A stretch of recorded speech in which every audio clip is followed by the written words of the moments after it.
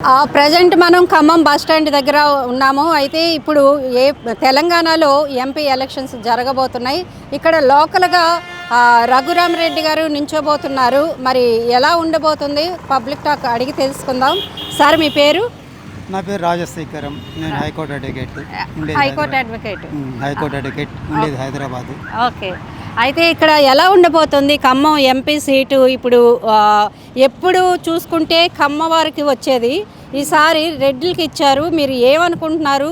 ఆయన ఎలా చేయబోతున్నారు అనుకుంటున్నారు? రెడ్ల ఖమ్మం వాళ్ళ క్యాస్ట్ అనేది పక్కన పెడదాం. ఓకే. మొత్తం మీద ఈ యంగ్ ఓటర్స్ ఎవరైతే ఉన్నారో వాళ్ళలో అవేర్నెస్ రావాలి. అవేర్నెస్ వచ్చి they have to think of that properly. They have to choose the right person. అప్పుడే సొసైటీ బాగుంటుంది. ఒక పార్టీ పరంగా పార్టీ ఫీలింగ్తో లేదా మనుషుల ఫీలింగ్తో పలానా వాళ్ళు నాకు అనుకూలంగా ఉన్నారు లేదా లేరన్న ఫీలింగ్గా పక్కన పెట్టాలి. Everybody will have to think individually and accordingly they have to decide as to who is better who is not. అంటే ఇప్పుడు బీజేపీ వస్తుంది అనుకుంటున్నారా, కాంగ్రెస్ వస్తుంది అనుకుంటున్నారా? ఈ ఎలక్షన్ ఎలా ఉండబోతోంది? ఎలక్షన్ మూడు ఎలా ఉందంటే డెఫినెట్గా ఎంపీ సీట్లు మ్యాక్సిమం కాంగ్రెస్కి వస్తాయి ఇక్కడ తెలంగాణలో. ఓకే. ఓవరాల్గా లోక్సభలో నెక్స్ట్ వచ్చేది బీజేపీని. ఇక్కడ తెలంగాణలో కాంగ్రెస్ వస్తుంది, కేంద్రంలో మాత్రం బీజేపీ. సూపర్గా చెప్పారు. In all overall majority will be to the BJP.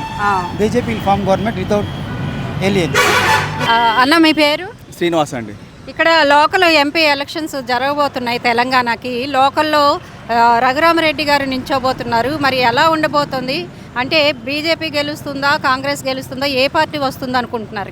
ఇక్కడ కాంగ్రెస్ పార్టీ వస్తుంది పక్కాగా. అంటే ఎట్లా చెప్తున్నారు? ఎట్లా అంటే ఇప్పుడు గ్యారంటీలు 5 గ్యారంటీలు చేశారు. మంచిగా ప్రభుత్వం బాగుంది. ఇప్పుడు మళ్ళీ ఎంపీలు గెలిపించుకుంటే కేంద్రంలో గెలిచినా కూడా మాకు మంచి పనులు అవుతాయి కదమ్మా.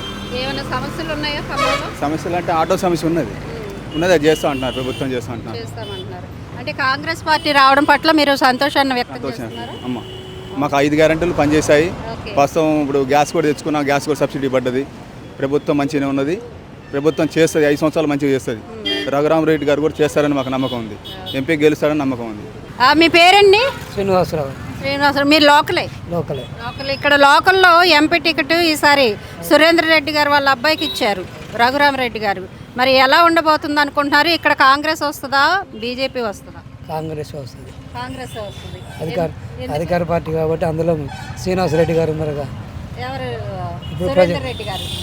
సురేందర్ రెడ్డి గారికి ఆయన బంధువుగా శ్రీనివాస రెడ్డి గారు.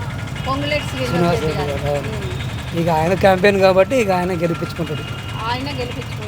అంటే జనం కూడా ఓట్లు వేయాలి కదా. వేసుకుని మొదటి నుంచి కాంగ్రెస్ పార్టీ కదా. ఇక్కడ ఏది అంటే తెలంగాణలో ఎంపీ ఎలక్షన్లు జరగబోతున్నాయి. ఇక్కడ లోకల్గా ఆయన రఘురామరెడ్డి గారు నుంచుంటున్నారు. ఎలా ఉండబోతుంది? కాంగ్రెస్ గెలుస్తుందా, బీజేపీ గెలుస్తుందా? ఈ ఎలక్షన్లు ఎలా ఉండబోతున్నాయి? కాంగ్రెస్కి బీజేపీ పెద్ద టఫ్ ఉంటుందండి. అంటే కాంగ్రెస్ 9 ఎమ్మెల్యేలు ఉన్నారు కాబట్టి ఖచ్చితంగా కాంగ్రెస్ గెలిచే అవకాశం. ఖచ్చితంగా కాంగ్రెస్ గెలుస్తుంది. అంటే ఆయన గురించి మీ మాటల్లో చెప్పండి. రఘురామరెడ్డి గారి గురించి. సురేందర్ రెడ్డి గారి అబ్బాయిగా ఆయన ఇప్పుడు ఎంపీగా పోటీ చేస్తారు. గెలుస్తారండి, ఖచ్చితంగా గెలుస్తారు. కాంగ్రెస్ ప్రభుత్వం పట్ల మీరు సంతోషంగా ఉన్నారా?